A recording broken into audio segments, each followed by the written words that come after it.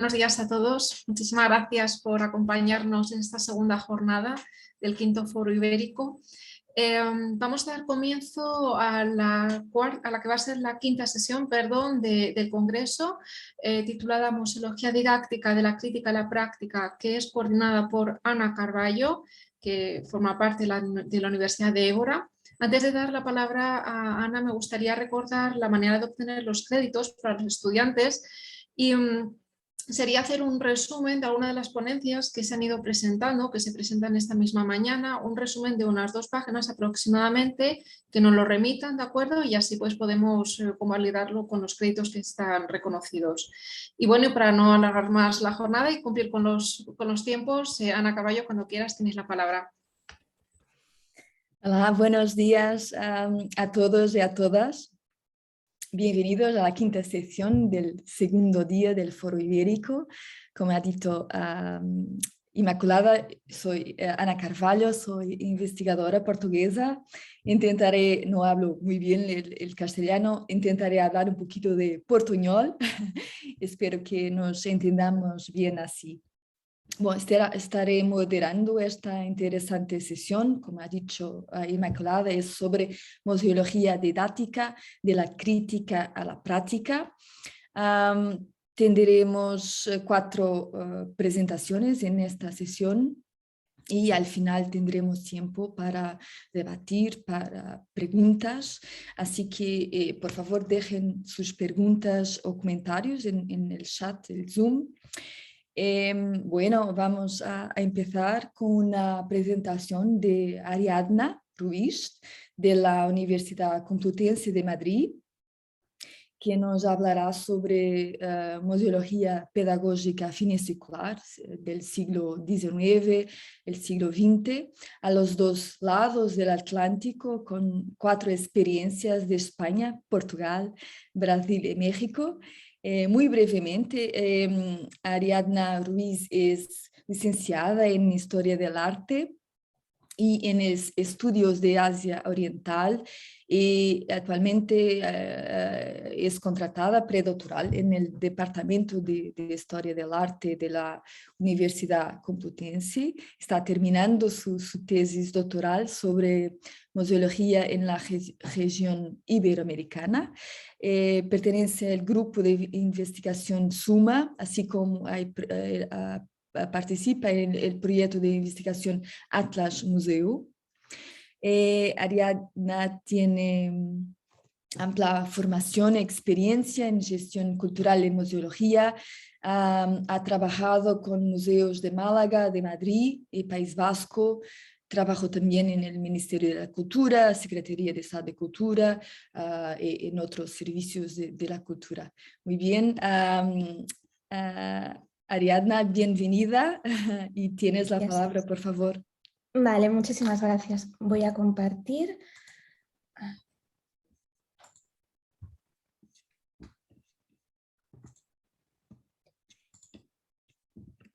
Y me decís si se ve bien. Sí. Vale, perfecto. Bueno, pues buenos días a todos, bon dia a todos, muito obrigada pela presentación, Ana. Lo primero, bueno, pues quisiera agradecer al Comité Científico y a la organización todo el esfuerzo y la coordinación para llevar a cabo este congreso de manera online y también darme la posibilidad de participar en este quinto Foro Ibérico. Bueno, pues en esta comunicación vamos a abordar la museología de carácter pedagógico que se llevó a cabo en el cambio de siglo del XIX al XX en el contexto ibérico y también en el latinoamericano. Vamos a ver Brasil y vamos a ver México, en donde podremos profundizar en estos proyectos expositivos de carácter pedagógico. Bueno, pues lo primero que vamos a abordar vamos a arrancar con la temporalidad de los proyectos, vamos a comenzar por España y el Museo Pedagógico Nacional, pero vamos a ver también el trabajo simbiótico que hubo con Portugal y su Museo Pedagógico Portugués. Por supuesto, vamos a hablar de figuras clave como Francisco Giner de los Ríos, Manuel Bartolomé Cosío, Adolfo Coelho y Alicia Pestana. Y cuando pasemos el Atlántico vamos a ver los proyectos que se llevaron a cabo también coetáneamente en Brasil, con el Museo Escolar, el Museo Pedagógico y el Pedagogium, proyecto de Joaquín José Meneses Vieira y Carlota Meneses Vieira, dos pedagogos importantes para Brasil. Por último, vamos a abordar México y las misiones culturales, que en sí mismo no era un proyecto de museología, de un museo pedagógico, pero sí tiene que ver con la labor pedagógica y expositiva, y lo vamos a conocer a través de la figura de Fernando Gamboa. Bueno, pues vamos a comenzar por España entonces y vamos a ver los antecedentes del Museo Pedagógico Nacional. Para ello tenemos que hablar obligatoriamente de Julián Sáenz del Río, que a mediados del siglo XIX, bueno, pues busca la regeneración cultural a través de la educación. Y él se basa en el krausismo, esta línea positivista de Friedrich Krauss, que buscaba, bueno, defendía que la educación debía estar basada en la tolerancia académica, la libertad de cátedra, en contra del dogmatismo. Ofrecía además también un proyecto pedagógico para la modernización educativa, social y política, y todas estas ideas, bueno, pues gustaron mucho a Julián Sáenz del Río, pero también a otros intelectuales como Ortega y Gasset o los intelectuales de la generación del 14. Bien, cuando Julián Sáenz del Río fallece, cogen el relevo sus alumnos, los alumnos de la Universidad Central de Madrid, entre ellos Francisco Giner de los Ríos, y deciden crear una institución docente que introdujese en el país las teorías pedagógicas que estaba defendiendo el maestro. Esta institución sería la Institución Libre de Enseñanza, que estuvo en activo de 1876 a 1936. Ya con la dictadura, bueno, pues el proyecto se clausura en 1941. Bien, dentro del proyecto de la Institución Libre de Enseñanza, bueno, pues ya sabéis que se trataba de una organización de enseñanza no reglada y laica, en donde participaba un grupo de catedráticos de la Universidad Central de Madrid, de profesores, y que estuvo muy apoyada por intelectuales, de nuevo por Ortega y Gasset, por Santiago Ramón y Cajal, Gregorio Marañón o Ramón Menéndez Pidal, también el poeta Antonio Machado. Bien, el proyecto estaba también compuesto por diferentes experiencias. A raíz de él, bueno, pues se crea, por ejemplo, el boletín del Lille, el Vile, pero también luego otras experiencias que llevaban dándole vueltas, bueno, estos investigadores, como fue el Museo Pedagógico Nacional, que se crea en 1882 bajo el paraguas del Lille. Entonces, por el decreto ley del 6 de mayo de 1882, se crea el Museo de Instrucción Pública. Al principio se va a llamar así. Lo que ocurre es que el cambio de nombre vino dado por la buena crítica extranjera, que lo posicionó como uno de los centros europeos de referencia, así como núcleo de ilustración europea. Y entonces se le cambió el nombre a Museo Pedagógico Español para asemejarse a sus homólogos europeos. En los años 70 ya se habían creado muchísimos museos pedagógicos, sobre todo en Alemania. Se habían creado 11 centros de este estilo en Alemania, también en Francia y en Suiza. La dirección corrió de la cuenta de Manuel Bartolomé Cosío, discípulo de Giner de los Ríos, y la sede, bueno, pues se encontraba en Madrid. Tuvo varias sedes, donde estuvo más tiempo, bueno, pues fue en el centro de Madrid, entre las calles San Bernardo y Daoiz, en lo que se conoce como el Instituto López de Vega. Bien, entonces, bueno, este museo pedagógico tenía unas funciones muy claras. Por un lado, tenía que recopilar y exponer material, conocimientos para los maestros. Tenían que transmitir todos estos conocimientos que se estaban recopilando dentro del museo, pero también era lugar, se concibió como lugar, como institución de investigación. Tenían un laboratorio de antropología pedagógica, otro laboratorio de física y química, y también un espacio de creación e innovación pedagógica para el debate de los pedagogos y los maestros. Tanto Giner de los Ríos como Manuel Bartolomé Cosío quisieron que el museo no fuera fijo, sino que tuviera un carácter itinerante. Y lo consiguen en 1883, cuando ponen en marcha, bueno, pues las colonias escolares, llevando el museo a la zona, en principio, zonas que estuvieran alejadas de la capital. Esto ocurrió en 1883, en ese verano se lleva el Museo Pedagógico a Santander, luego se pasa a Asturias, a Galicia y por último bajan a Portugal para entrar en contacto con sus colegas portugueses, los pedagogos portugueses que habían inaugurado el Museo Pedagógico Portugués el 1 de julio de 1883. En cuanto al material, lo que había dentro del museo, bueno, pues dentro de las salas del museo se contaba con mobiliario escolar, con material para la enseñanza, material didáctico, con mapas, láminas, proyectos arquitectónicos de centros escolares que se habían inaugurado ya por toda la península, modelos de trabajos escolares y muestras de caligrafía. El propio Manuel Bartolomé Cosío dirá que bueno, las diferencias que había entre el museo escolar y el museo pedagógico. Él decía que el museo pedagógico estaba llamado a servir a la educación de los maestros más que a la de los niños. Ante todo, el museo debe ayudar a la formación de los educadores. Esto lo deja por escrito y en numerosas conferencias. Bien. Dentro de esta línea de hacer itinerante los museos, esta idea que ellos tenían ya desde el comienzo del ILE, bueno, pues consiguen con la Segunda República que se ponga en marcha un patronato de misiones pedagógicas y consiguen crear el Museo del Pueblo, el Museo Ambulante. Se pone como director también a Manuel Bartolomé Cosío, ya con 74 años, y bueno, la intención original ya sabéis que era el de acercar al pueblo, que no estaba en el centro, en Madrid, las grandes obras de arte pictóricas a través de copias. Como no era viable sacar las piezas de los museos, se decidió a realizar buenas copias a tamaño natural de las obras que resultaran pertinentes. Esta selección de obras de arte español la realizó Manuel Bartolomé Cosío y las copias, bueno, pues se hizo un concurso público de artistas y entre ellos ganó Ramón Gaya, que hizo las copias de varios autores y también el cartel publicitario de las misiones pedagógicas y del Museo del Pueblo.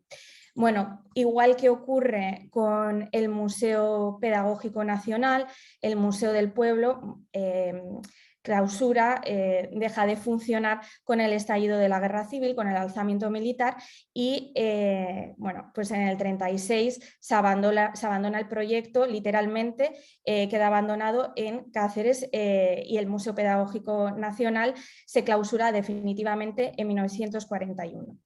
¿Qué ocurre en Portugal? Bueno, desde finales del siglo XIX y durante las primeras décadas del siglo XX, entre Portugal y España existieron canales de comunicación pedagógica, en especial entre los sectores republicanos portugueses y la institución libre de enseñanza. Tenemos que mencionar que, de hecho, Juan Valera, que era diplomático español, trabajó en Portugal y en Brasil y era del ILE y pertenecía al Museo Pedagógico Nacional. Entonces, ahí sabemos, tenemos información de que hubo una transmisión de conocimientos directos entre Juan Valera y los pedagogos portugueses y brasileños. En cuanto al Museo Pedagógico Portugués, bueno, pues se inaugura, como he comentado antes, en julio, el 1 de julio de 1883, en la Escuela de Santarém de Lisboa. Y el proyecto y la dirección corrió de la cuenta de Adolfo Coelho. Por supuesto, como he comentado, Cosío ese mismo verano con compañeros del ILE, con con Joaquín Costa, Ángel Llorca, Luis Santullano y Rafael Altamira, van a Portugal y entablan conversación con sus homólogos para ver cómo estaban proyectando, cómo era el museo pedagógico y qué investigaciones tenían en torno a la pedagogía portuguesa. Bien. En cuanto a Adolfo Coelho, pues es interesante ver esta figura, este pedagogo que se había volcado en la generación del 70. Recordemos que los 70 del siglo XIX es cuando hay una ebullición de proyectos de museología pedagógica en Europa, en Alemania, en Suiza, y él es ferviente seguidor de Friedrich Froebel, que defendía la educación de los primeros años del niño para desarrollar personas creativas y cultas. Además, Froebel había trabajado con el suizo Johann Pestalozzi, que basaba la educación de los niños, sobre todo de los niños de jardín de infancia, en el juego, para que desarrollasen su creatividad y no impedir la espontaneidad. Entonces, estas ideas las traslada Adolfo Coelho a su contexto luso. E inicia así esta línea positivista también dentro de la pedagogía portuguesa. Un año antes de la inauguración del Museo Pedagógico, crea la revista Froebel, revista de instrucción primaria, para difundir pues todas las investigaciones didácticas y pedagógicas que se estaban llevando a cabo. Y además también pone en marcha un proyecto que sería el de la biblioteca que queda ligada al Museo Pedagógico Municipal de Lisboa. Aquí pues recogen más de 1.500 libros, se tienen inventariados con títulos en francés, en alemán, en inglés, en danés, y por supuesto portugués y también español. La sede del museo varía, cambia. Aquí tenemos otra de las sedes, aquí en el Palacio dos Condes de Mesquitela, pero las estancias venían a ser las mismas, el mismo esquema: un espacio expositivo, la biblioteca y centro de reunión e investigación. Dentro de esta línea de trabajo pedagógica portuguesa, pues es importantísimo referirnos a Alicia o Alice Pestana, que fue una intelectual, periodista y pedagoga portuguesa que estuvo muy vinculada al Museo Pedagógico Español y al análisis e investigación de la pedagogía portuguesa y de los proyectos pedagógicos en Portugal. Fue comisionada del gobierno portugués, visitó Francia, Suiza e Inglaterra con la finalidad de estudiar las condiciones de la educación femenina en dichos países y las posibilidades que tenían para aplicar estos sistemas a Portugal. Pestana, cuando llega a España, pues se hace íntima, muy amiga de Giner de los Ríos, entabla una gran amistad y comparten conferencias en distintas ocasiones. De hecho, luego ya se integra en el ILE, donde permanecería impartiendo clase. Para que nos hagamos una idea, en 1902 Pestana lee su tesis doctoral sobre cómo debería ser la educación secundaria de la mujer en Portugal y continúa desarrollando su labor investigadora entre Portugal y España, y es el verdadero nexo de unión en estos años de la labor pedagógica entre ambos países. También trabaja con el Museo Ambulante, con el Museo Pedagógico, y esto le da la posibilidad de acercarse y tener una idea más clara de lo que estaba ocurriendo a nivel ibérico en cuanto a pedagogía. También trabaja con Concepción Arenal, de hecho se implica muchísimo en el movimiento pro infancia en España y pues escribe numerosos artículos. Aquí tenemos una carta de Pedro Blanco Suárez, que era miembro del ILE, acabó siendo el marido de Alice Pestana, que le está mandando esta carta a Pedro Dorado, profesor de la Universidad de Salamanca, en donde le hace llegar pues recortes de periódico de estos artículos que había escrito Alice Pestana sobre Concepción Arenal. Bien, el trabajo que había comenzado con Adolfo Coelho se mantuvo, incluso se incrementó durante la Primera República Portuguesa, pero desaparecerá en los años posteriores, con la dictadura del Estado Novo, de Antonio Oliveira Salazar. En lo relativo a Portugal, pues nos encontramos realmente con un contexto parecido. Portugal llega a la idea del museo pedagógico como herramienta para la educación a través de foros, exposiciones internacionales y exposiciones universales. Con el boom de los años 70 de los museos pedagógicos, todo esto llega a Portugal por estos contextos internacionales de foros, y el 2 de diciembre de 1883 se crea el primer proyecto de museo, en este caso museo escolar, tan solo 4 meses después que el de Portugal. Y se bautiza como museo escolar, pero las funciones realmente son las de museo pedagógico. El material lo saca para este museo de la primera exposición pedagógica que se hizo en Río de Janeiro en 1883, este es el diploma que se saca de esa exposición.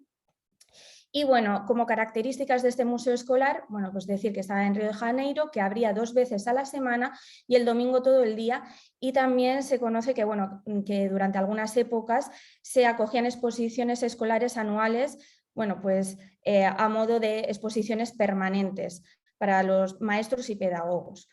Pero el cambio realmente llega con la Primera República. En 1889, el ministro de Educación, Benjamin Constant, se vuelca en la filosofía del pedagogo francés Auguste Comte y así inicia esta línea pedagógica positivista. En esta línea estaban el matrimonio de Joaquín José Menéndez Vieira y Carlota Menéndez Vieira, que impulsan el proyecto del Pedagogium, que no era otra cosa que un museo pedagógico. Y bueno, pues decir que estuvo en activo 29 años este proyecto, que también tenía una revista, la revista pedagógica, y que Joaquín fue director durante 7 años. Este matrimonio era un matrimonio de profesores y pedagogos que tenían colegios en Río de Janeiro, y entonces estaban muy interesados en estas líneas de investigación pedagógica europeas. Bien, investigadoras como Leotina Silva Basc dicen que los museos pedagógicos proliferaron muchísimo por la geografía brasileña entre 1924 y 1935, y tenemos referentes de esto, como sería el Museo Pedagógico de la Escuela Normal de San José de Sao Paulo, que vino a ser un poco el sustituto de este museo escolar. Y bueno, en esta fotografía de los años 20 podéis ver la museografía, que era totalmente, compuesta, ¿no?, con todos estos mapas, estas láminas, totalmente de horror vacui a la hora de exponer. Pero bueno, sería un poco las características de los museos pedagógicos en esta época. Bien, ya por último, para ir concluyendo, vamos a ver en qué consistió las misiones culturales que estaba ocurriendo en México. Bueno, a finales del siglo XIX, México continuaba siendo un país eminentemente rural, y en 1895 sabemos que el 79,8% de la población vivía en pequeños poblados y asentamientos en el campo. Entonces es en este momento, con Porfirio Díaz, cuando se implanta la primera ley de enseñanza obligatoria, en 1888. Hasta ese momento no tenían enseñanza obligatoria. Y también empieza a surgir, bueno, pues políticas educativas y culturales, donde se empieza a barajar la idea del maestro ambulante. Todo esto eclosiona a principios del siglo XX con José Vasconcelos, que sería el primer secretario de Educación Pública, rector de la UNAM, y aquí ya, bueno, pues empieza a ponerse en marcha este proyecto de las misiones culturales, que durará hasta se pone en activo a comienzos del siglo XX y concluye a finales del primer tercio del siglo XX. Se concibe a la escuela como un espacio, como un lugar de reunión, pero también como un espacio artístico y expositivo, y esto es lo que me parece interesante. Una de las figuras clave, por lo que dentro de esta investigación que he realizado, es Fernando Gamboa, y es que en los documentos que guardó Fernando Gamboa se conoce un poco esta línea de trabajo de los misioneros culturales. Fernando Gamboa rápidamente era un licenciado en Bellas Artes, luego acabó siendo museógrafo, museólogo, pero sus primeros años laborales fueron como maestro misionero para la Dirección de Misiones Culturales del Ministerio. Y en las misivas, en las cartas que se mandaba con la dirección, pues se puede ver los informes detallados sobre qué es lo que tenían que hacer estos misioneros. Tenían que mandar 2 informes al año con la evolución de las actividades, y de ahí, bueno, pues he podido conocer un poco esta labor del profesor misionero, que hacía un poco de todo. Tenían funciones para formar al profesorado, para registrar las tradiciones de los pueblos donde tenían que acudir, también fomentar las artes y la preservación de las artes plásticas locales.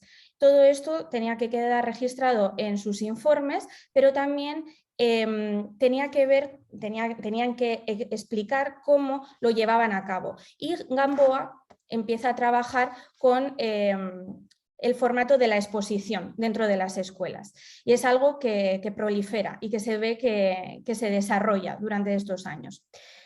Bueno, pues este proyecto concluye a finales de los años 30. Aquí tenemos una fotografía de 1939. Huelga decir el marcado carácter político que tenía y por el que se buscaba reforzar el patriotismo en las zonas rurales. Este cariz patriótico aparece representado y recogido en la documentación epistolar entre Gamboa y la dirección de las misiones culturales. Bueno, y ya para terminar, como hemos podido ver, en este periodo hay un interés por implementar los recursos de los maestros para alcanzar las más modernas técnicas de aprendizaje para los alumnos, y es por ello que las diversas corrientes positivistas que toman los diferentes pedagogos en estos 4 países encuentran de gran utilidad disponer de los museos como herramienta de educación, de formación y transmisión para los maestros, los alumnos, en este cambio de siglo, a uno y al otro lado del Atlántico. Bueno, pues muchísimas gracias por vuestra atención. Muito obrigada pela sua atenção. Gracias, Ariadna. Muchas gracias. Ahora seguimos con Manuela García Lirio, de la Universidad de Granada, que nos va a hablar de Rubín de la Borbolla, pionero en la museología mexicana. Manuela es doctora en Historia y Artes por la Universidad de Granada, con la tesis doctoral Museos y Colecciones Universitarias del Arte en el ámbito iberoamericano. Es diplomada en Museología, Museografía por la Universidad Complutense de Madrid. Tiene también formación en Bellas Artes, una amplia formación, Bellas Artes, Historia del Arte, Artes Visuales, Educación, entre otras. Y es miembro del grupo de investigación Andalucía, América, Patrimonio y Relaciones Artísticas de la Universidad de Granada. Manuela, bienvenida. Tienes la palabra, por favor, puedes empezar. Bien, pues muchísimas gracias, Ana, por la presentación. Voy a compartir mi pantalla.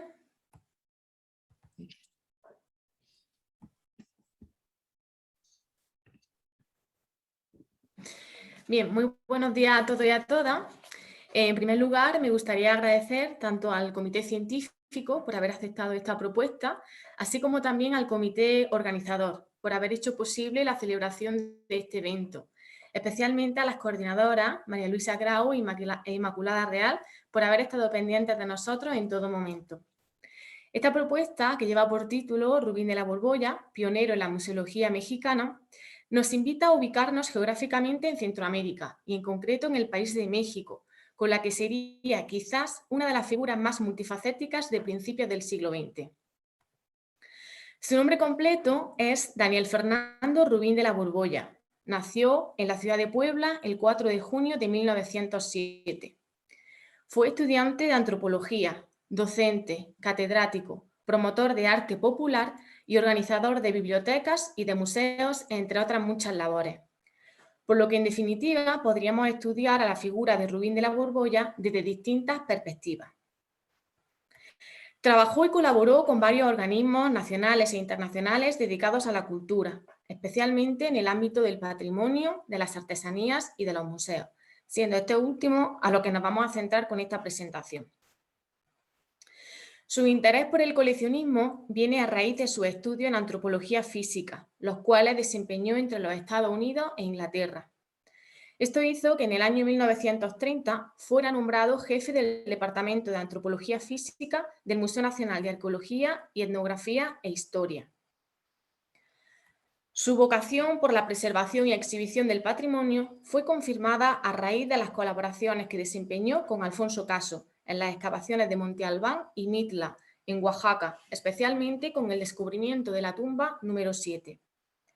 Todo ello le llevó a impulsar en 1938 la fundación del Departamento de Antropología, donde promovió las carreras de Física, Etnografía, Arquitectura y Lingüística, entre otras muchas.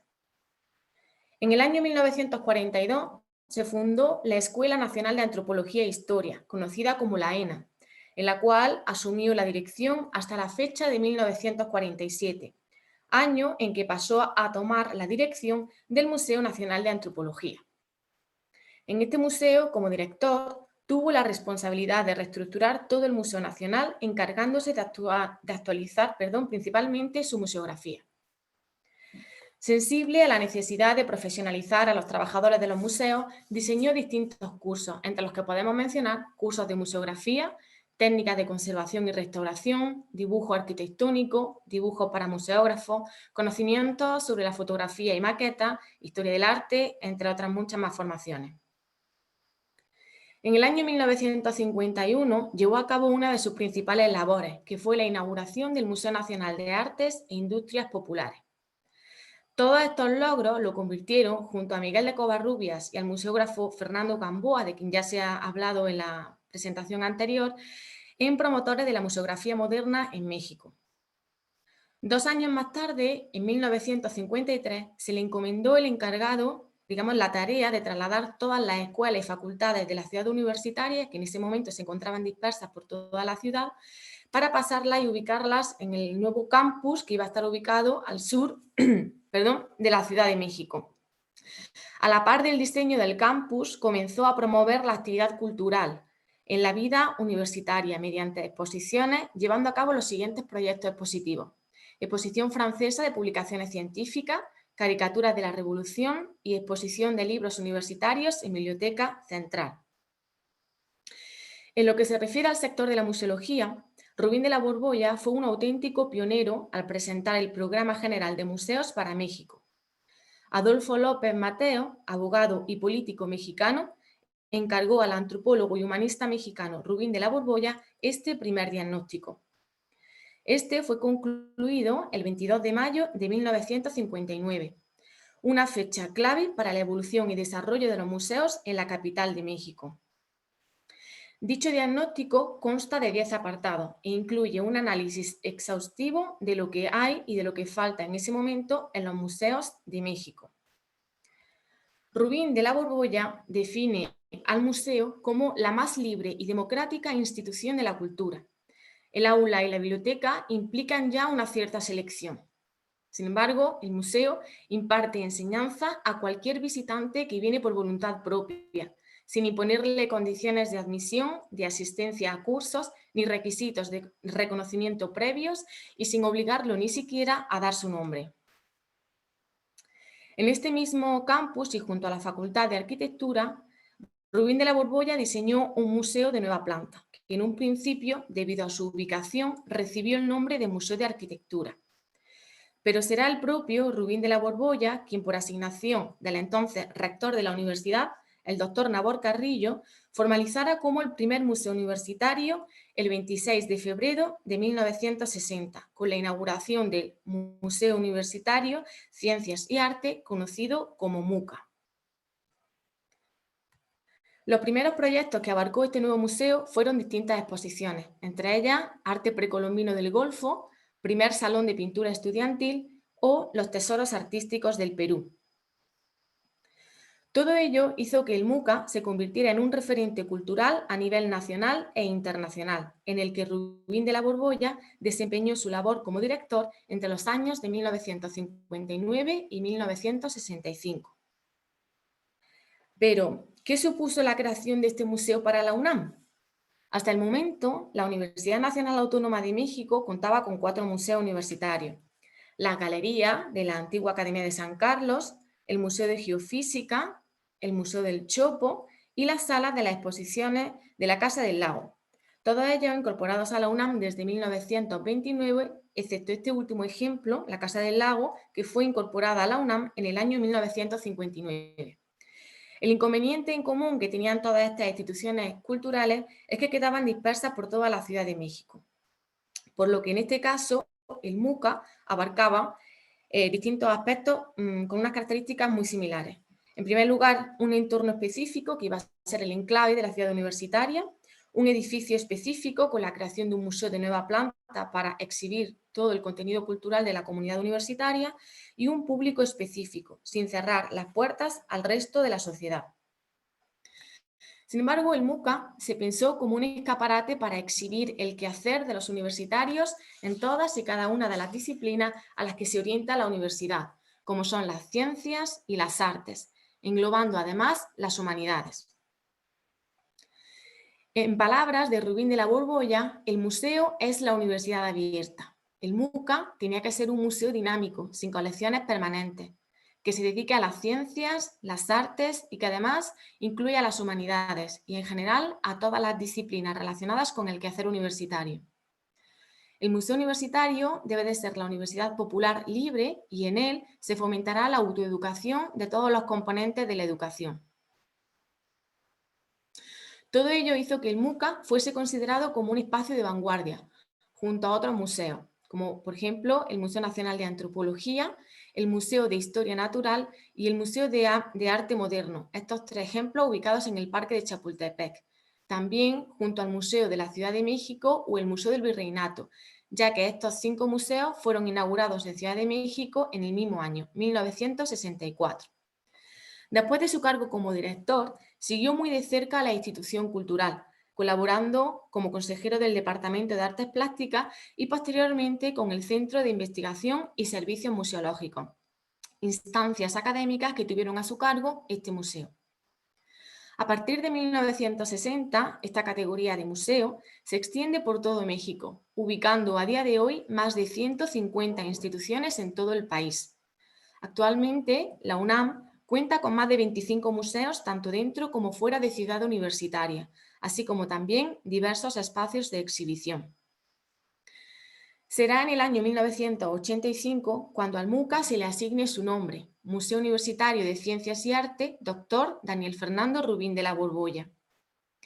Finalmente, fallece en el año 1990, pero 3 décadas después su figura sigue viva. En primer lugar, mediante su cronista oficial, la doctora Berta Abraham Jalil, quien fuera su discípula y quien le ha dedicado numerosas investigaciones, destacando entre ellas Daniel Rubín de la Borbolla 1907-1990, Testimonios y Fuentes, publicado en el año 1996 por la UNAM y el Centro de Investigaciones en Estudios Museológicos. O también podemos destacar otra publicación del Museo Universitario de Ciencias y Arte de la UNAM, Crónica de una institución de vanguardia. También existe en la actualidad un centro de documentación e investigación en patrimonio cultural, arte popular y gastronomía, que es gestionado por sus hijas, Sol y María Paz Rubín de la Borbolla. No obstante, también se siguen realizando eventos culturales en los que Rubín de la Borbolla sigue siendo objeto de estudio y reconocimiento por sus cualidades como pionero en el ámbito de la museología mexicana. En definitiva, el doctor Rubín de la Borbolla fue creador de una nueva concepción en la museografía que mostró en diversos museos de México, transformándolos en recintos vivos y didácticos y sentando las bases de la museología contemporánea. Trazó así el sendero de los estudios museológicos y abrió la puerta para que la museología mexicana fuese reconocida a nivel internacional. Muchas gracias por su atención.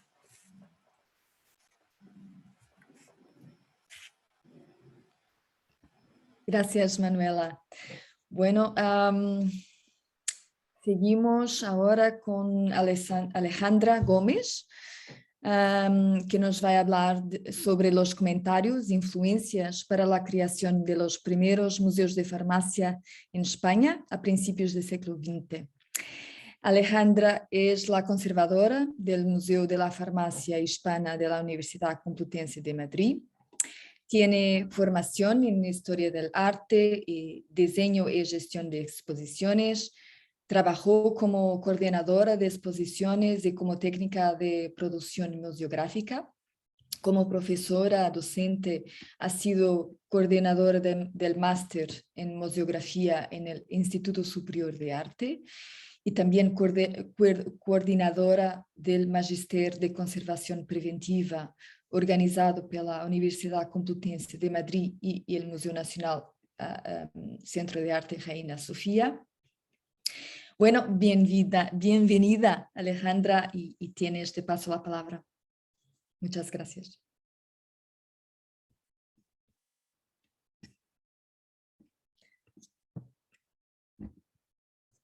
No se escucha.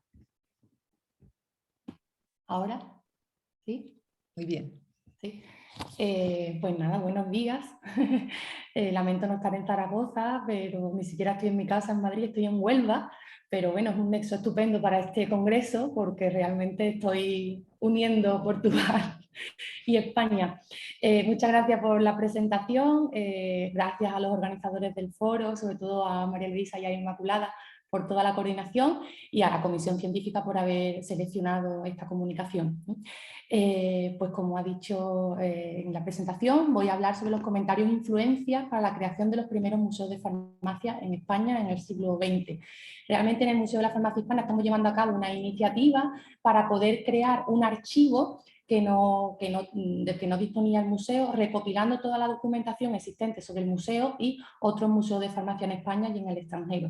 Estaba muy dispersa, estaba por cajas y archivadores, pero no estaba ni inventariada ni nada. Entonces, pues investigando toda esa información, ha salido esta comunicación que espero que os guste mucho. Voy a compartir la presentación y voy a hablar un poco de los protagonistas de la historia. ¿La veis bien?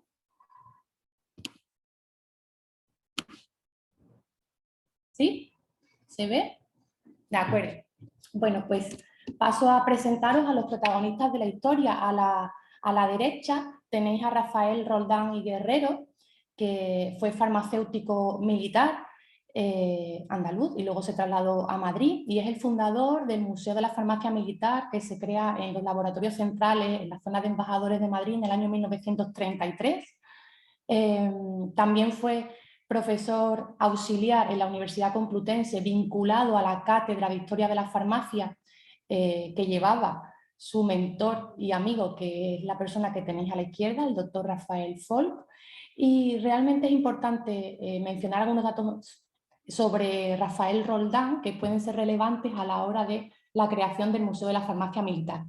Los datos relevantes es que en el año ya 23, en 1923, tiene lugar el 9º Congreso de la Asociación Española para el Progreso de las Ciencias en Salamanca y allí él lleva ya muestra de lo que va a ser la colección del Museo de la Farmacia Militar en el futuro. Eso fue en el año 23. En el año 1927 también se organiza una exposición temporal con motivo del Congreso de la Asociación Española para el Progreso de la Ciencia, pero en Cádiz.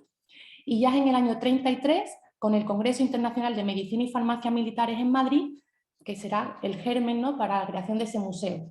Si no conocéis el museo, ahora mismo está ubicado en Colmenar Viejo, en una especie de laboratorio de medicina militar que hay allí en esa zona, ¿vale? Se trasladó de las zonas de embajadores del centro de Madrid a Colmenar Viejo.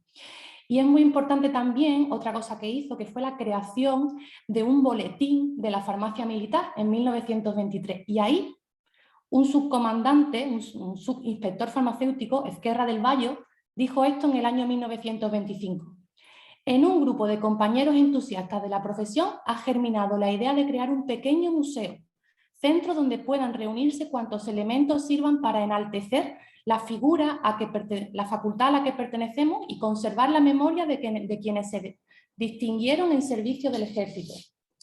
Forma parte de este mismo proyecto tener dispuestas para poder llevarse en cualquier momento a exposiciones relacionadas con nuestra misión social una antigua farmacia portátil y vitrinas adecuadas donde exhibir primeras materias y productos de elaboración de nuestros laboratorios.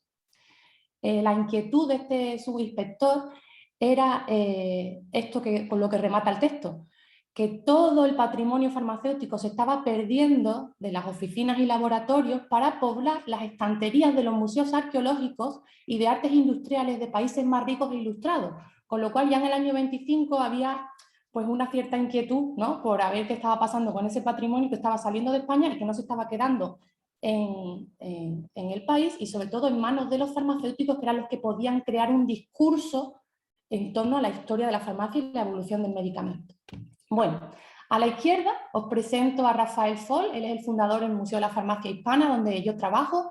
Lo fundó en el año 1951, pero llevaba creando la colección desde el año 1915. Él fue el primer catedrático de Historia de la Farmacia de la Universidad Española y es gracias a él, bueno, pues que tenemos uno de los mejores museos de farmacia del mundo, ¿no? Importante en la figura de Rafael Folk, pues sobre todo que formó parte de la Junta Constructora de la ciudad universitaria, algo que propició que la Facultad de Farmacia tuviera desde los diseños en planta de los arquitectos un espacio dedicado al museo. Y es gracias a su presencia en esa comisión, ¿no?, de decisiones de la nueva ciudad universitaria. Bueno, os voy a enseñar unos documentos interesantes. Bueno, aquí aparece a la izquierda pues cuando le nombran vocal de la Junta Constructora, a la derecha ya es el nombramiento por parte del Ministerio. A la izquierda tenéis un documento muy interesante que es pues, las depuraciones que se hicieron cuando concluyó la Guerra Civil a todos los docentes universitarios.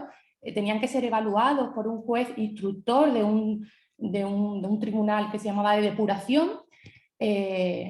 Rafael Fol pudo volver a ejercer la docencia y ya veréis que a la derecha tenéis la carta de su amigo Rafael Roldán, que es el director del Museo de la Farmacia Militar, que antes hablábamos de él, valorando positivamente su ideología para que volviera a ejercer la docencia. Y un poco es para que veáis el vínculo entre estas dos personalidades y la creación de estos museos que casi pues, se dieron a la par.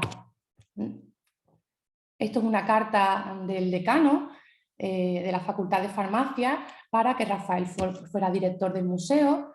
Aquí es muy interesante también pues cómo se presenta por parte del decano antes de la inauguración del Museo de la Farmacia Hispana en el año 51 la necesidad de que haya personal de conservación y catalogación, algo que no había y que se lleva reclamando. Pues esa carta del año 51, pues la plaza no se creó hasta el año 93, o sea que es una reclamación constante.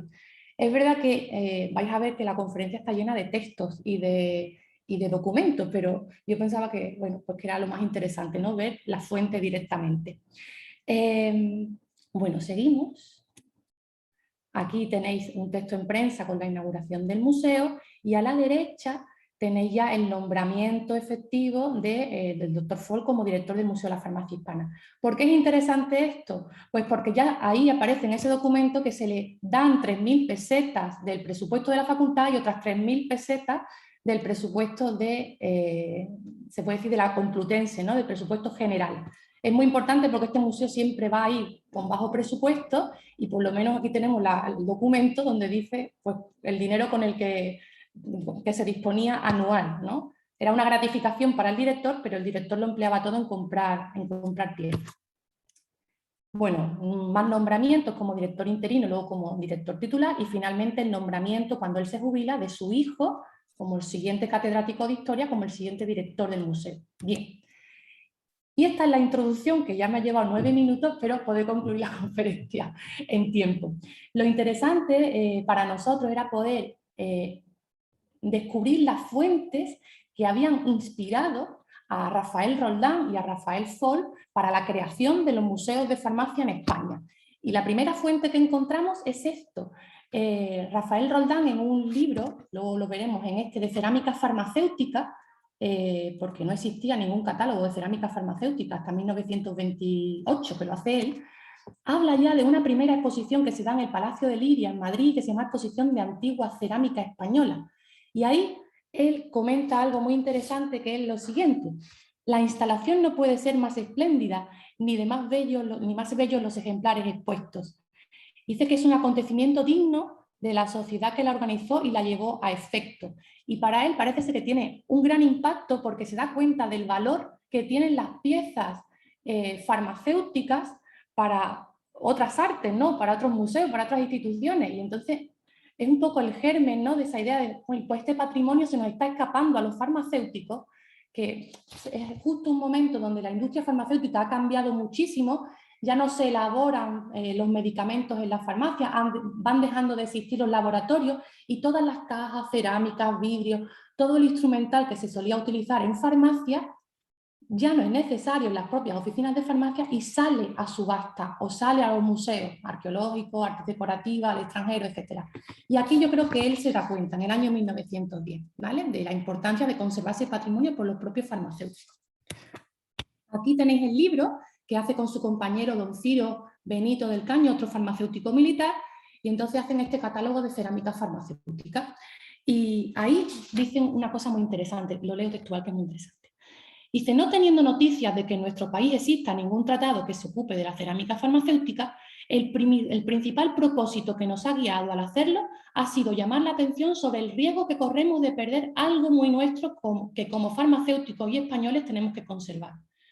Hay pues que evitar a todo trance que los farmacéuticos españoles no se interesen en el estudio de cuántas vasijas o material farmacéutico antiguo pase por su mano, y que dentro de la profesión puedan los farmacéuticos dedicarse a reunir material para formar colecciones particulares que den la idea de la cultura profesional española, y evitar que otros, con menos conocimiento, exploten esta riqueza sin otro provecho que el suyo. Un poco, y va nombrando muchas colecciones y museos que hay en el extranjero y que les van a servir de inspiración, ¿no? En el año 1929 él escribe un artículo en el ABC donde se pueden ver imágenes de los museos a los que hacíamos antes referencia, que fueron inspiración para ellos. Entre ellos pues está el Museo de Nuremberg y luego el Museo de Múnich, ¿no? Donde se habían recreado en ambos laboratorios alquimistas, cosa que tenemos tanto en el Museo de la Farmacia Hispana como en el Museo de la Farmacia Militar, y se habían comprado boticas originales del siglo XVII y XVIII para instalarlas en esos museos. Y eso ya en el año 29, a ellos que habían viajado por diversos congresos por Europa, les llama mucho la atención y es fuente de inspiración para la creación de su museo. Y dice: al contemplar las magníficas instalaciones de alquimia y farmacia de los museos citados, entristece el ánimo pensar que en España no poseemos cosas semejantes. ¿Se perderá lo existente por el abandono e incuria de los hombres? Y dice: seguramente no. Un profesor meritísimo, el doctor Rafael Foll y Andreu, se ocupa en la actualidad con paciencia de benedictino en recolectar cuánto de notable y el interés histórico para la farmacia se conserva aún en nuestra patria, para poder formar en sus días, ¿no?, cuando esté la facultad nueva en la ciudad universitaria, un museo de farmacia que será retrospectiva, ¿no?, y que igualará a los museos alemanes ya descritos. Otro evento importante es que en el año 1934 tiene lugar en Basilea un congreso de historia de la farmacia al que asiste como representante del gobierno español el propio Rafael Foll, el director del Museo de la Farmacia Hispana, ¿no? Él redacta con posterioridad al congreso un cuadernito, que es el que tenéis a la derecha, resumiendo, ¿no?, en qué ha consistido el congreso, pues las ponencias, de qué hablaba cada ponencia, las visitas que han hecho, los eventos que han tenido, las cenas, etcétera, ¿no? Y es muy interesante pues ver cómo pues va describiendo estos museos, y para él también le llevan a reflexionar sobre el tema, ¿no? Ahí se habla del Museo de Basilea, luego lo vamos a ir viendo. Pero os comento esto: difícil será resumir la abundancia y la riqueza de fuentes históricas que hemos podido ver en Basilea. Hafliger, que es el fundador del Museo de Basilea, con motivo del congreso, organizó una exposición y visita guiada en la planta baja del museo, con material procedente de la biblioteca, de los archivos y de la colección particular. Y también se organizó una visita guiada al Museo de la Historia de la Farmacia de Suiza. Además, se dejó tiempo para visitar otros museos. Y dijo Hafliger en la cena, dijo que cada nación debería escoger un lugar donde centralizar en un museo histórico de carácter nacional las riquezas farmacéuticas pretéritas que hoy se hallan dispersas. O sea, que ya en ese congreso se da como una instrucción a todos los docentes de la nueva asignatura de Historia de la Farmacia para que creen un museo nacional de farmacia en cada país. Este es Joseph Upton Hafliger, ¿no? Y ahí tenéis el Museo de la Farmacia en Basilea. Para que lo veáis, los que conocéis los museos en Madrid, pues veréis que hay mucha similitud. Este es otro de los museos que hemos mencionado antes, el de Nuremberg, ya reformado, y está dentro de un museo más general, pero tiene una exposición permanente con un área de medicina y artesanía donde está la colección de farmacia. Todo esto lo vieron ellos en los años 20 y por supuesto les causó bastante impacto. Esto es lo que bueno, ya no existe el área de farmacia del Museo de Múnich, y ahí tenéis el laboratorio alquimista que tenían recreado en el año 25, y quizá el museo más importante del mundo, ¿no?, sobre farmacia está en el castillo de Heidelberg, y allí se recopila la colección de Múnich, que fue destruido aquel edificio después de la Segunda Guerra Mundial, y bueno, una amplísima colección de farmacia donde hay laboratorio alquimista, boticas originales, bueno, toda la sucesión de objetos y establecimientos que se suelen dar, ¿no? Y bueno, un poco por decir algo pionero en España, antes que los museos alemanes, tenemos que saber que en el año 1929, en Masnou, Joaquín Cussy y Fortunet, que era fundador de los Laboratorios del Norte, ya fundó un museo de farmacia, el Museo Cusí, que se puede visitar a día de hoy, con su colección particular. Y siempre Rafael Foll y Rafael Roldán lo citan como pionero en España, ¿no? Una especie de visionario que compró una farmacia en Nájera, se la trajo a Masnou y montó allí su colección de farmacia. Sobre ese museo dicen sobre él Rafael Foll: los primeros que consiguieron una meta brillante fueron los doctores Cusí, quienes en Masnou fundaron un pequeño museo particular donde han logrado reunir a más de una farmacia del siglo XVIII con su agradable botamen y cajonería, objetos diversos pertenecientes a la profesión, así como cuadros, grabados y fotografías relacionados con la historia de la farmacia y la medicina. Queda muy poquito para concluir, ¿vale? Estos 4 minutos que me quedan. Comentaros este documento del año 34 que escribió Rafael Foll, agradeciendo la donación de un título de boticario del siglo XVIII, donde él hace, en ese agradecimiento a la pieza, hay una descripción de la pieza, una especie de catalogación, hace esto también. Dice: sirvan estas líneas de llamamiento a todos los farmacéuticos y en especial a los asturianos, quienes, como oriundos de la región donde empezó la Reconquista, han demostrado siempre un gran amor a la patria. Y patriótico es el contribuir a reunir en un museo todo el material de la farmacia española pretérita, que se encuentra diseminado y que poco a poco sale furtivamente por las fronteras para enriquecer a los museos extranjeros. Tenga en cuenta el farmacéutico que posee objetos antiguos de farmacia a los que rinde devota veneración, que con el tiempo caerán en manos de otros, que no sentirán igual afecto, ni por la profesión ni por la historia, y que por ello entenderán que es mejor convertirlos en unas miserables pesetas, cuando desde el punto de vista espiritual no son los objetos de esta índole susceptibles de tasación. Pero para que vean un poco el compromiso, ¿no?, profesional. Bueno, esto es un borrador de una carta solicitando presupuesto otra vez para la conservación y la ampliación del Museo de la Farmacia Hispana en el año 50, y esta es la primera guía del Museo de la Farmacia Hispana, donde también se usa, además de para describir la colección, para hacer esta declaración.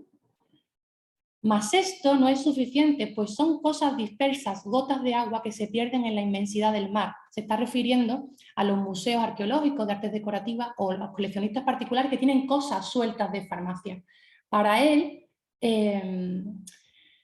no existían en esos museos la continuidad necesaria para formar un concepto de la evolución de farmacia, que es su objetivo, ¿no? De poder contar a los alumnos y al público en general la evolución de su profesión. Por último, esta entrevista también la hemos encontrado en una entrevista muy interesante de Miguel Salaver en el año 51, y dice sobre el museo siempre estará en continuo periodo constituyente. Se están habilitando nuevas salas destinadas a exhibir medicamentos de América y nutrida pinacoteca. La mayor dificultad con la que tropezamos es de índole económica. Otro borrador para una guía del museo, y concluyo con este último texto. Me queda un minuto, estoy contenta de cumplir el tiempo. Bueno, pues en este texto del año 1959, es muy extenso, pero quizá lo que hay que reseñar es cómo él va describiendo, ¿no?, el oficio del boticario, del antiguo farmacéutico, todas las manufacturas de los medicamentos, los utensilios que eran necesarios, y cómo el cambio en la industria farmacéutica hace que se hayan perdido los antiguos espacios de botica, las antiguas reboticas donde se elaboraban los medicamentos, y entonces el hecho mismo de haberse perdido esa tradición, ¿no?, hace muy necesario que se vuelva, que se creen museos de historia de la farmacia para recordar con orgullo el origen de la profesión, ¿vale? Un poco lo resumo así para no consumir más tiempo.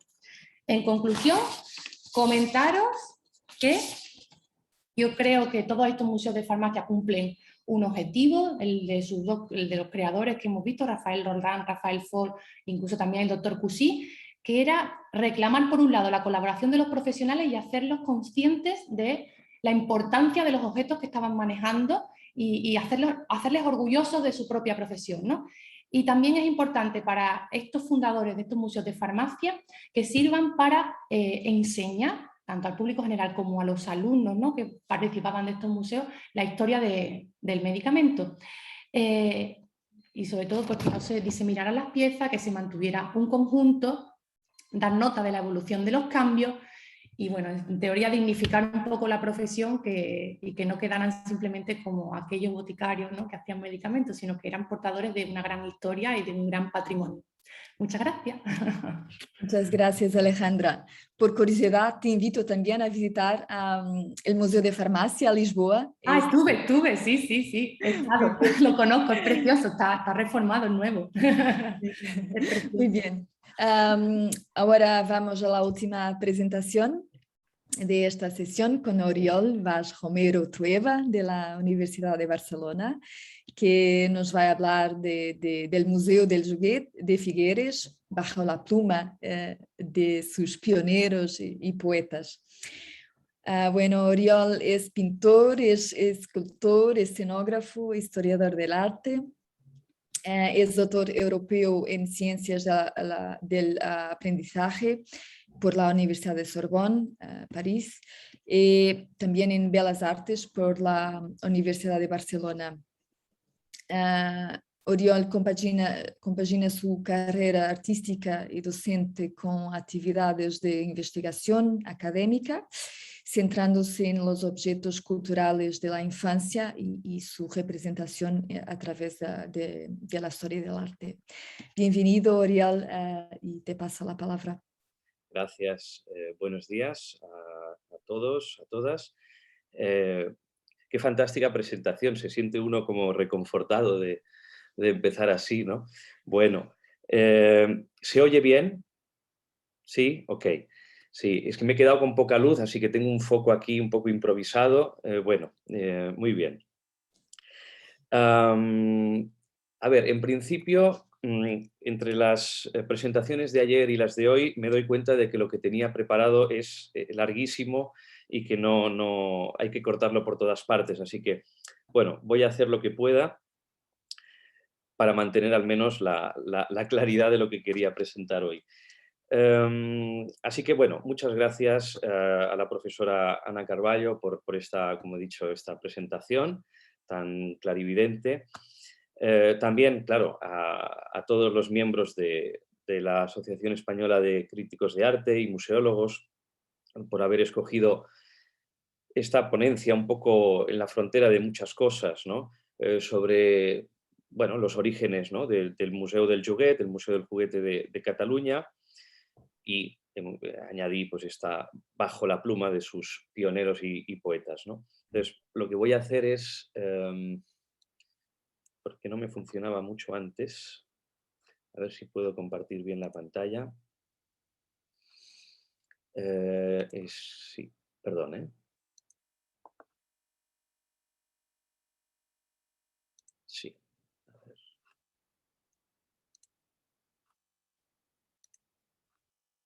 Tengo un ligero problema.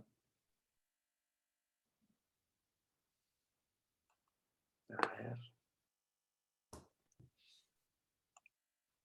Vale, ¿y qué?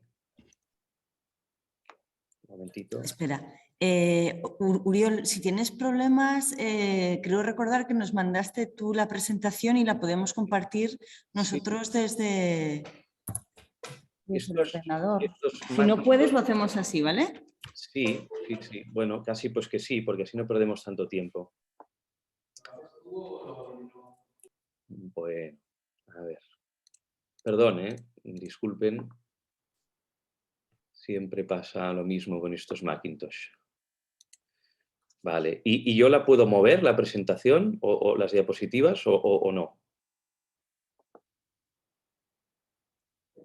Pregunto. No, lo tendremos que ir pasando nosotros. Ah, bueno. ¿Vale? Pues, pero tú le vas indicando sí, a Aitor que quieres pasar de página y ya está. muy bien. Pues muchísimas gracias. Nada. Ay, estas tecnologías, Dios mío. Bueno, pues sí, aquí tienen la portada. Entonces, bueno, decía, ¿no?, dar las gracias a todos los organizadores de este quinto foro ibérico de estudios museológicos. No de una forma puramente formal, que también, pero porque considero que estos temas de los juguetes y particularmente de los museos de juguetes en España sigue siendo, aunque se han publicado cosas, ¿verdad? Pero sigue siendo una materia un poco castigada, una asignatura pendiente, ¿no? En el ámbito académico, sobre todo si nos comparamos con otros países de nuestro entorno, ¿no? Estoy pensando pues, en Francia, Inglaterra, Alemania, por supuesto, ¿no? Bueno, entonces podemos poner la siguiente diapositiva. Tenía un texto, a ver, la siguiente diapositiva. A ver, ¿pasa o no pasa? Sí, ¿no? Sí, gracias. Este pequeño texto de T.S. Eliot, en el que para esa definición de la cultura, ¿no? Del año que él publica en el año 48, dice: incluso el más humilde de los artefactos materiales, que es a un tiempo producto y símbolo de una civilización determinada, es un emisario de la cultura de la cual procede, ¿no? Y de hecho, yo considero que podemos incluso delinear, dibujar, ¿no? la historia milenaria de la península ibérica y de la propia cultura hispánica a través de sus juguetes, a través de la cultura material de la infancia, ¿no? Entonces, salvo algunos trabajos de José Corredor Mateos y en su momento también, de Carmen Bravo Villasante, han pasado años, bueno, pues no se suelen publicar demasiadas cosas al respecto, ¿no? Bueno, entonces, siguiente diapositiva, por favor. Este era el mapa que yo tenía pensado presentar con más detalle, 3 precedentes lejanos del Museo del Juguete de Figueras, ¿no? El Spielzeugmuseum de Sonneberg, por un lado, que empieza en 1901, luego en Moscú, el Museo del Juguete de Nikolai Bartram, justo después empezará después de la Primera Guerra Mundial, en ese periodo tan complejo, ¿verdad? También de la revolución del 17, 1917. Y luego, pues, el siguiente precedente, más antiguo, pero que también con más conexiones con Figueras, que sería después de la Segunda Guerra Mundial, la creación lo que hoy se conoce como el Victoria and Albert Childhood Museum en Londres, también pues, con este primer visionario Albert Sabin y luego Sir Strong, ya en los años, el director de ese museo en los años 70, ¿no? Bueno, como no hay tiempo, porque vivimos en una sociedad toda siempre acelerada y sin tiempo, pues esto me van a permitir que lo salte, así que le pediría, como es el PowerPoint antiguo este que ustedes tienen aquí, le pediría a la persona que lo mueve irnos a la diapositiva, a la diapositiva 21. Muy bien. A ver, ahora a ver si lo vemos.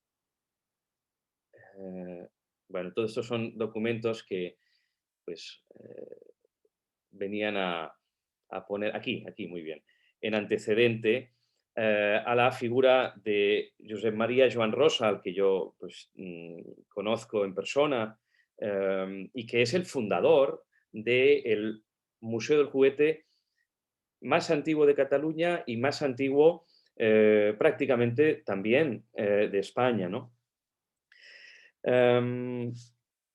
Bueno, es verdad que podríamos hablar también de Frédéric Marès, del coleccionista, ¿no? Historiador y escultor Frédéric Marès, que tenía ya tiempo antes digamos, en la infancia de Joan Rosa, o incluso antes de que Joan Rosa naciese, en 1940, ¿no? Ya tenía una colección de muñecos, de juguetes, etcétera, pero como tenía una colección también de otras muchísimas cosas, ¿no? Así que realmente Joan Rosa, desde mi punto de vista, ha sido de los pocos coleccionistas, desde luego en Cataluña está clarísimo, que ha entendido, bueno, pues el profundo calado de esa cultura material de la infancia y de los artefactos lúdicos en su conjunto. Es decir, dejando de lado, de alguna manera, el esnobismo de los expertos en tal o tal juguete y, bueno, una cierta limitación de miras, me parece a mí, de los coleccionistas tradicionales restringidos, digamos, al universo de sus propios y limitados objetos, ¿no?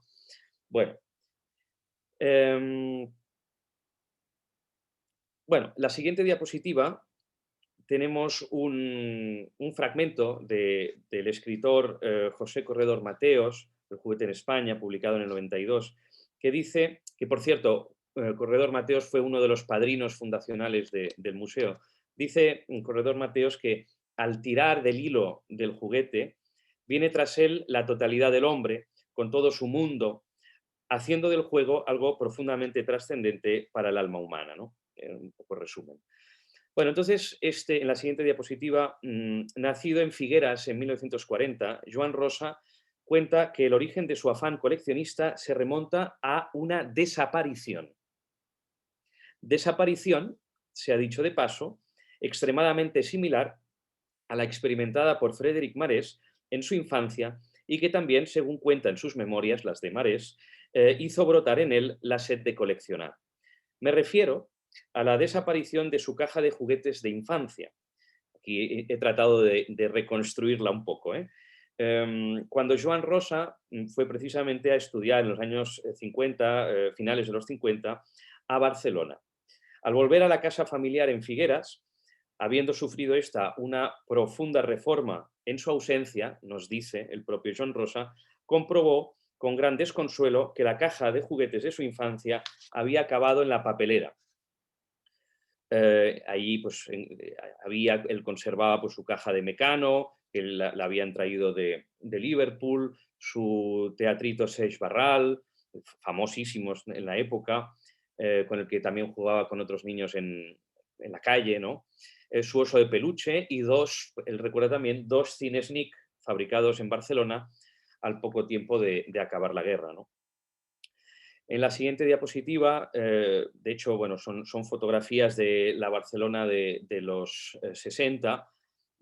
Él ya trabajando como aparejador y arquitecto en Barcelona, pues se dedicaba en sus ratos libres a recoger juguetes de las basuras y de las tiendas, de los almacenes, ¿no? Especialmente él trabajaba en lo alto de la calle Balmes, pues bueno, se recorría toda la calle Balmes hasta abajo, y entonces pues eso, basuras, cajas puestas por allí, por la calle, de familias que se estaban pues o mudando, que estaban cambiando el mobiliario, ¿no? Era también el gran momento del plexiglas, llegaba a España el plexiglas, por lo que los objetos de plexiglas, por lo que muchas tiendas se deshacían también de sus viejos juguetes, los de lata, los de madera, que eran todos pues, ejemplares fabricados a principios del siglo XX, ¿no? Con lo cual, por muy poco dinero, se puede poner la siguiente diapositiva, pues por muy poco dinero él iba por esas tiendas, por esos almacenes, esas ferreterías, adquiriendo lo que en el fondo eran ya saldos, eran ya juguetes que nadie quería, pasados de moda, ¿no? Siguiente diapositiva, gracias. Dice, el propio Joan Rosa dice, algunos muñecos estaban sucísimos, rotos, y acusaban el prolongado abandono. Empezábamos entonces a hablar de precio y por poco dinero me quedaba con todo. Luego, cuando ya los teníamos en casa, mi mujer y yo nos dedicábamos a su restauración en los ratos libres. Entonces, todos esos juguetes que la mujer y él iban restaurando, los iban llevando a su casa familiar en Figueras, ¿no? Que es, siguiente diapositiva, digamos como el campo base, ¿no? El catedrático y escritor Joan Guillamet, en una columna de El Correo Catalán del año 75, dice, nos sentimos presos, porque el propio Guillamet visitó la casa de Figueras de Joan Rosa y pudo ver la colección, dice, nos sentimos presos como por una especie de magia benigna, haciéndonos retroceder en el tiempo a lejanas sensaciones que ya creíamos pasadas del todo, pero que todavía descubrimos latentes en nuestro ser. Siguiente diapositiva. También a propósito de la colección se expresaba el escritor Narcís Pijuan en el año 65, calificando al creador de esta colección, a Joan Rosa, como uno de esos hombres que comprenden la tragedia humana y que se niegan, no obstante, a caer en ella. Una especie, dice, de niño que goza del reino de los cielos, con su propio mundo milagroso, de imaginaciones cándidas, romántico, en medio de su cementerio de desechos, ¿no? De todos esos juguetes recuperados. Siguiente diapositiva. Gracias a una serie de amistades forjadas alrededor del Colegio de Aparejadores de Barcelona, porque Joan Rosa, de hecho, fue a estudiar a Barcelona para ser aparejador, era aparejador. Bueno, pues allí conoció, pues qué sé yo, a Mariscal, a Josep María de Sucre, a Joan Brossa, al poeta Joan Brossa, a Vázquez Montalbán. Bueno, pues todo este núcleo intelectual y artístico del Colegio de Aparejadores, pues le impulsó, que conocía muy bien la colección de Joan Rosa, le impulsó a montar una exposición en Barcelona. Y para ello se escogió, gracias a la Diputación de Barcelona, el Palau Güell, el Palacio Güell, que era entonces también Museo de las Artes Escénicas. Bueno, pues entonces, me parece que hay una foto en la siguiente diapositiva que puede dar un poco la idea del ambiente. Esta sede del Museo de Artes Escénicas era, en el fondo, el singular castillo diseñado por Gaudí para los condes de Güell a finales del XIX. Bueno, pues aquí lo vemos en la fotografía, en las antiguas caballerizas, en lo profundo de este palacio, ¿verdad? Con sus inclinados contrafuertes, ¿no? De ladrillo y demás. Bueno, pues la exposición gozó de grandísima afluencia de público. También se publicaron muchos artículos, ahora no tengo tiempo de presentarlos uno a uno, y marcó también un hito en el discurso museológico, pues incorporó por primera vez imagen en movimiento, sonido y performance. Entonces, ¿cuántas exposiciones en el año 71, 72, 73 en España estaban realizándose de esta manera, con esta multitud, ¿no? En la siguiente diapositiva, perdón, a ver, tenemos sí, algunas imágenes más, podemos pasarlas así. Bueno, todo esto, aquí exactamente, esta estaba buscando. Aquí, por ejemplo, tenemos al poeta Joan Brossa, que realizó un soneto exprofeso titulado Domino, y luego también algunos dibujos que hizo, dibujos de juguetes para el cartel promocional de la exposición. Por otro lado, a ver, siguiente. Aquí, exactamente. Por otro lado, aquí podrán apreciar precisamente una proyección en la misma sala de exposiciones, cuando el vídeo todavía no existía como lenguaje expositivo. Es una película del cineasta Jordi Cadena, que compuso, bueno, una película de 16 milímetros, con título Parafràstic 1, en la que aparecían los juguetes y autómatas de Joan Rosa, pero en movimiento. Que esto es lo que Joan Rosa quería decir. No solo vamos a ver los juguetes como objetos estáticos, ¿no? Como en unas vitrinas, como en un gabinete de maravillas a la vieja usanza, sino les vamos a dar vida, ¿no? Les vamos a devolver a la vida. También había música. De hecho, una música experimental compuesta por Carlos Santos, y de hecho luego en el actual museo la música está siempre presente, en todas las salas hay música, ¿no? Es decir, no puedo concebir, dice Joan Rosa, un paseo por este museo del juguete sin la compañía de la música, ¿no? Bueno, pues ya en esa exposición del Palau Güell de principios de los 70, ¿verdad? Ya estaba con esta idea de exposición multidisciplinar o multisensorial, ¿no? Bien, a ver, luego se añadía también efectivamente toda una serie de performance y de teatros de marionetas que trajo la compañía Claca, fundada en el 68 por Teresa Calafell y Joan Baixas. Bueno, eran una especie de muñecos, algunos de ellos habían sido creados por Miró. Entonces, bueno, pues esa estética un poco mironiana también, que venía con estos personajes tan estrafalarios a intervenir en el Palau Güell, a intervenir en la exposición, ¿no? Bueno, de esta exposición surgieron, siguiente diapositiva, gracias, como he dicho, muchos artículos. Quizá los dos más conocidos, porque salieron casi inmediatamente a la inauguración, fueron los de Vázquez Montalbán, ¿no? El famoso de La noche de los juguetes vivientes, y luego un segundo para la revista CAU, de Construcción, Arquitectura y Urbanismo, de Barcelona, Viejos sueños de latón.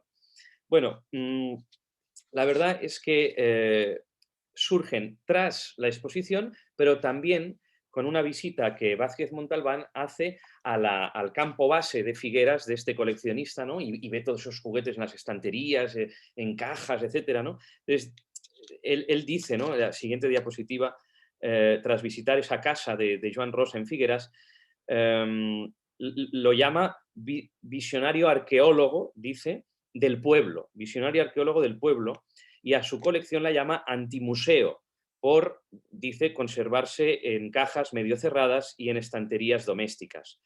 Joan Rosa era también, en el mejor sentido de la palabra, es un anticoleccionista, dice Vázquez Montalbán, pues tomaba cualquiera de sus piezas, de sus juguetes, y las enseñaba a sus visitantes como él, y les daba cuerda, dice, las hacía rodar y silbar, sacándolas del letargo propio de todo gabinete de maravillas.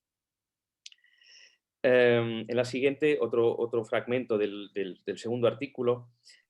Vázquez Oriol, tienes un minuto. ¡Qué barbaridad! Bueno, pues intentaré ir más rápido.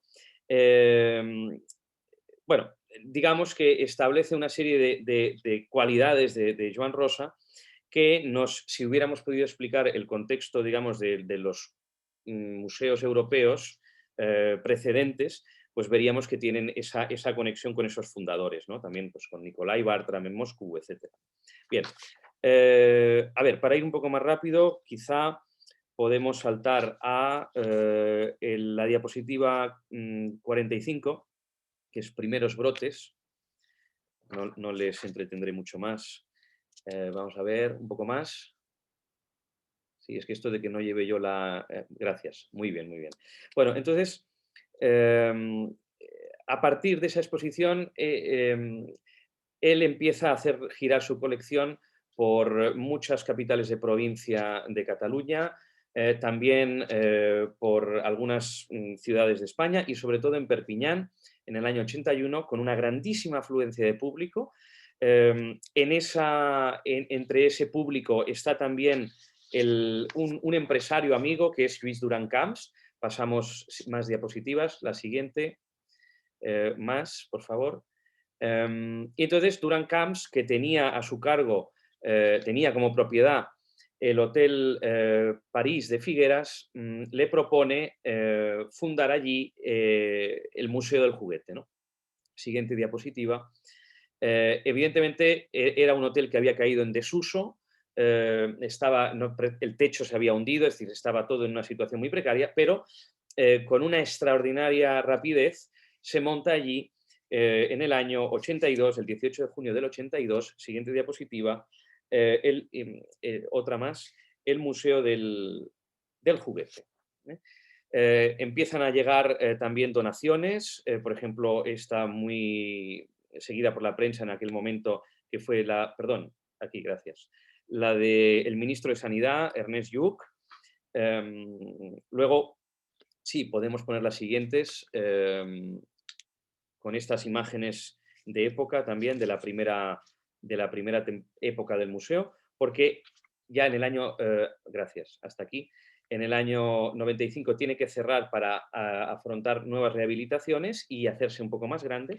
Entonces, aquí, por ejemplo, pues son poesías en un soneto, una sextina en este caso, de Joan Brossa, dedicada específicamente al museo en su segundo aniversario. Más diapositivas. La siguiente es la traducción del catalán al español. La siguiente, más materiales. Sí. Para concluir. Para concluir, bueno, pues sí. yo diría, si quiere la persona que lo está moviendo, ir enseñando más imágenes, yo diría que, bueno, es un personaje singular. Él tiene 81 años y ahora está muy preocupado precisamente por quién va a heredar la dirección del museo, que hoy es fundación también. Entonces, bueno, él ha sido un hombre de marcada visión europeísta. Tiene, si hubiéramos tenido un poco más de tiempo, pues esas conexiones también con esos fundadores pioneros de otros museos del juguete en Europa. Y, bueno, tiene también ese lado artístico en el que, bueno, hay en su museo no solo hay juguetes, sino juguetes de artista, poemas, escritos de los grandes literatos, de grandes personalidades del mundo académico también, de la segunda mitad del 20, dedicadas específicamente a su museo, a su visión de la infancia, etc. Entonces yo creo que, bueno, pues no sé si es un gran conocido en el resto de España, pero que en cualquier caso yo quería traerlo hoy aquí, porque desde luego, al menos en Cataluña, ha sido un pionero clarísimo, ¿no? Bueno, y disculpen también un poco los problemas técnicos de mi ordenador. Ya van dos, la luz, que me he quedado casi sin luz, y encima el PowerPoint, ¿no? Pero bueno, muchísimas gracias por haberme socorrido. Gracias, Oriol, gracias. Bueno, ahora tenemos tiempo para preguntas o comentarios sobre las presentaciones. Lo pueden hacer en el chat o pienso que también directamente. Por eso, por favor, creo que no tenemos comentarios, preguntas. Bueno, yo tenía una pregunta, bueno, de hecho podrían surgir muchas, ¿no?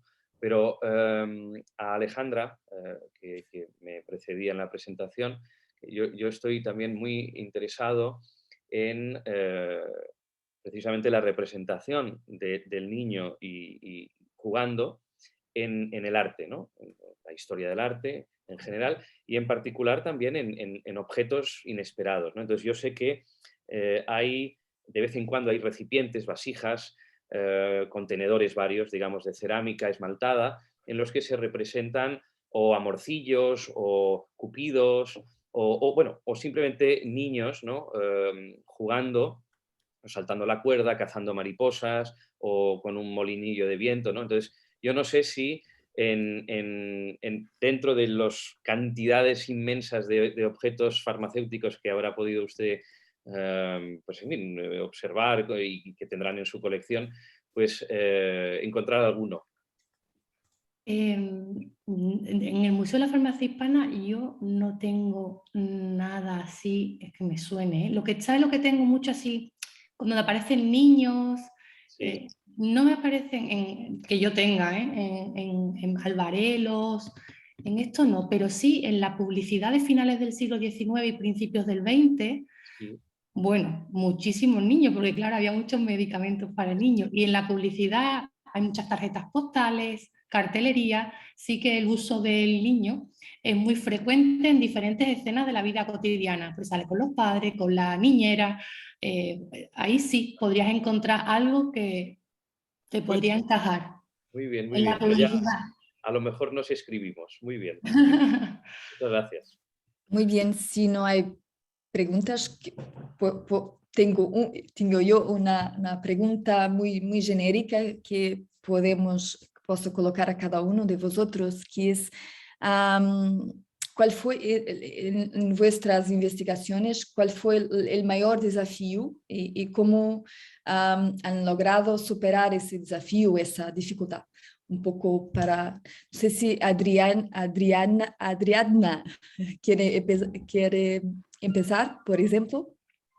Vale, bueno, pues estaba pensando y yo creo que el trabajo de archivo, Sin duda, para mí ha sido, bueno, en algunos momentos pues muy satisfactorio, pero al comienzo muy complicado, sobre todo también porque era material de diferentes países y claro, ir dando con la tecla, ¿no? De, bueno, dónde puede estar esto, dónde puedo encontrar referencias a la labor pedagógica. Luego, claro, la satisfacción es muy grande cuando ves que están interconectados estos museólogos y pedagogos, pero sin duda, la compañera Manuela también, claro que su museólogo, su investigación trata sobre Robin de la Borbolla. Yo me iba recordando la relación que tenía con Gamboa, las cartas, la información que intercambiaban entre ellos, pero claro, hasta dar con todo eso, con todas esas fuentes, a veces no hay imágenes de las exposiciones, pero sí hay cartas, hay una exposición documental de cómo llevaban a cabo el trabajo, y entonces, bueno, pues esa recopilación es complicada, pero sí que es muy, muy grata cuando vas encontrando el material. Muy bien. Manuela, ¿quieres decir algo sobre tus desafíos? Perdón. Sí, bueno, pues yo me sumo también a las palabras de Ariadna, ¿no? Digamos, por esa similitud con respecto al trabajo, en este caso, en uno de los focos de estudio que ella ha abarcado en su investigación, como es el caso de México. Yo sí que conté con la posibilidad de viajar hasta Ciudad de México en el año 2019, justo antes de la pandemia, lo cual pues me facilitó en algunos aspectos pues contactar directamente con la familia de Rubín de la Borbolla, con sus dos hijas, que son las que llevan ahora el centro de investigación, y luego a posteriori pues sí que he mantenido distintas conexiones virtuales con lo que es a día de hoy su principal investigadora en ese ámbito, como es Berta Barham Jalil, que es la que yo he mencionado también en la investigación. Entonces, sí, bueno, un poco las dificultades, los retos y desafíos, pues el tema del control de archivos, de encontrar documentación, aunque en mi caso ha sido mucho más fácil que la problemática que ha comentado Ariadna, porque al contar, digamos, con las fuentes directas de poder entrevistar a estas personas que estuvieron tan de cerca con la figura de Rubín de la Borbolla, pues en mi caso me ha facilitado muchísimo y me sigue facilitando porque en cualquier momento puedo seguir en contacto con ella. Muy bien. Alejandra, ¿quieres decir algo? Ahora, pues en mi caso, realmente yo creo que la mayor dificultad es contrastar la información, porque realmente en el museo nos manejamos con cuentan que, decían que, y yo voy contando este tipo de... yo voy diciendo la historia del museo, pero luego cuando revisas la fuente original, cuando encuentras papeles nuevos, te das cuenta de que de boca en boca se ha tergiversado todo. Entonces, por ejemplo, yo contaba que el director, el fundador del museo jamás había sido director y fue director 4 años. Y eso lo he tenido que descubrir ahora viendo los papeles que se habían perdido entre cajas, ¿no? Entonces, realmente yo la mayor dificultad es dar por hecho información que te han contado y luego darte cuenta de que no es así. Tienes que ir a la fuente para, bueno, y encontrar la fuente entre tantas cajas. Voy a hacer un matiz, una cosita. Antes me has preguntado por lo de los niños, ¿sí? Te he dicho lo de la publicidad, pero realmente, no solo en las tarjetas publicitarias, es que en los laboratorios farmacéuticos publicitaban sus medicamentos repartiendo juguetes, ¿vale? O sea, juegos de cartas, juegos de cromo, cosas de estas para los niños, ¿vale? Eso también lo tenemos por allí. Ya está. Muy bien. Muy bien. Oriol. Bueno, nada, yo muy breve. Yo casi no tengo perdón porque he tenido a mi acceso total al propio fundador del museo, en este caso, ¿no? Porque, bueno, pues gracias a Dios todavía está en muy buena salud, ¿no? A pesar de que tiene eso, 81 años, pero está muy activo, está con montones de proyectos al mismo tiempo, ¿no? Entonces ya poder consultar con él, somos ya, digamos, viejos conocidos de cuando yo hacía la tesis doctoral. Esos son los años, pues eso, 2006, ¿no? Por ahí. Entonces, bueno, ya nos conocíamos. Y entonces, realmente, para esto que les he presentado hoy aquí, aunque muy rápido y con, en fin, es una investigación, digamos, no de cero, pero casi, porque yo me había interesado como historiador del arte y como pintor y escultor, pues sobre los propios objetos, ¿no? Entonces, reconstruir un poco la historia del museo, ver los orígenes de la colección, cómo la fue rotando y la fue enseñando por diferentes lugares, etcétera. Pues bueno, todo eso, desde luego, al menos para mí, que no me dedico exactamente a la historia de la museología, pues ha sido en fin, ha sido muy, muy bonito y además, como he dicho eso, la ocasión de poder conversar largas horas con Joan Rosa, ¿no? Así que bueno, ese sería un poco no sé si es un desafío o es el antidesafío, ¿no? Pero ese ha sido un poco el proceder de base, ¿no? De todo esto. Muy bien, Ya está. muy bien. ¿Más preguntas? Jesús Pedro Lorente, ¿cuestiones? ¿Comentarios? Sí, Ana, felicidades, que lo habéis hecho todos muy bien. La moderadora y los moderados ponentes. A mí, bueno, en realidad lo que también quiero es felicitaros porque se han establecido aquí a través de vuestra relación, que es una de las cosas más maravillosas de los congresos, pero que suele ser más en persona y no cuando se habla a través de una pantalla. Este tipo de vínculos personales, ¿no? Ha sido estupendo ver a Oriol con Alejandra hablando de sus temas que no son tan distintos al fin y al cabo, o de la mayor afinidad temática, pero también las cosas que tienen en común como investigadores, investigadoras, Manuela y Ariadna. Y creo que es una manera de reconocer la buena organización, ¿no? Que estamos en manos de unas personas que han decidido, y no era mi idea inicial, que yo dije, vamos a hacerlo por orden cronológico. Pues no, han hecho estos emparejamientos al margen de cronologías y que están funcionando muy bien, ¿no? Así que mi enhorabuena a todos y bueno, que sigamos así estableciendo ese tipo de puentes entre nuestros respectivos temas, que para eso vamos a los congresos, para compartirlos y que también sean relaciones personales, que de eso se trata. Muy bien. Si no hay más preguntas o cuestiones, que bueno, pues me gustaría decir dos cosas muy, muy breves. La primera es cuánto aprendimos sobre estas figuras, porque hablamos de personas que pensaron los museos, figuras que los idealizaron, y en algunos casos los fundaron o formaron las colecciones. Que son personas que de facto contribuyeron al desarrollo de los museos y son parte de la historia de los museos y de la museología del siglo XIX y del siglo XX. En otras palabras, aprendemos un poco más, pienso que ayer y hoy también, en esta sesión, un poco más sobre quién fueron estos pioneros, quién fueron estos hombres, estas mujeres. Y muchas gracias a Adriana por destacar la importancia de figuras como la portuguesa y feminista Alice Pestana. Muchas gracias. Bien, creo que este es un espacio de conocimiento en construcción, ¿vale? Que este foro ibérico muestra muy bien. Y por eso también dejo un desafío, un reto, que es el desafío de pensarmos juntos, ¿por qué no un diccionario de museólogos para el espacio ibérico y latinoamericano para los siglos XIX y el siglo XX? Un poco pensar, ¿por qué no pensar estas cuestiones de una forma conjunta? La idea de juntar los pioneros, unos más importantes, otros menos importantes, pero que todos contribuyeron de alguna manera para la historia de los museos y de la museología. Bueno, no sé si puedo decir una cosa sí, muy breve. por supuesto, pienso que tenemos tiempo, sí.